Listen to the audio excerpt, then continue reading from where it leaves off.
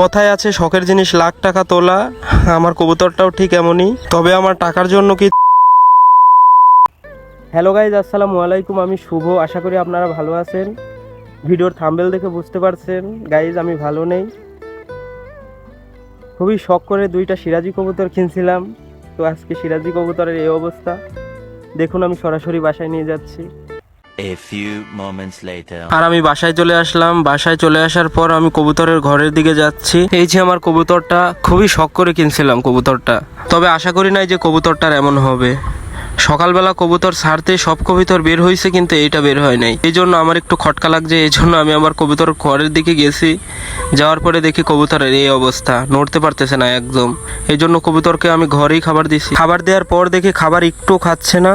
এই কবুতর কিন্তু আসলে সাধারণভাবে অনেক খায়, তবে আমি অনেকগুলা চাল দিয়েছিলাম, ওই চালগুলাও খাই নাই কবুতর।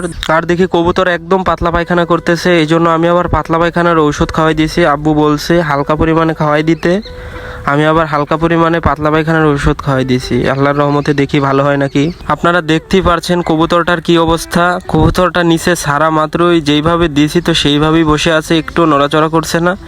এই কবুতর কিন্তু এইভাবে থাকে না, এই কবুতর খুবই চঞ্চল প্রকৃতির। আর পরবর্তীতে আমি আরেকটু চাল এনে দিলাম, তবুও কবুতরটা খাচ্ছে না। দেখুন কিভাবে হাঁটছে, একদমই নড়াচড়া করতে পারতেছে না, মাটির সাথে ঘেসে ঘেসে হাঁটছে কবুতরটা। দেখে তো আমার খুবই খারাপ লাগছে। খারাপ লাগারই কথা, শখের জিনিস এমন ক্ষতি হয়ে গেলে কারই বা ভালো লাগে। আমার তো খুবই খারাপ লাগছে।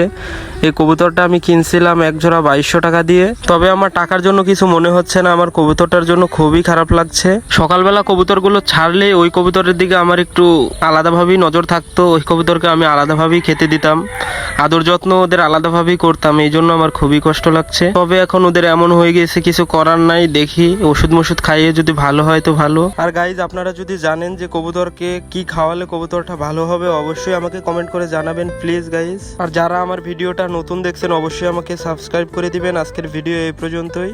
আল্লাহ হাফেজ।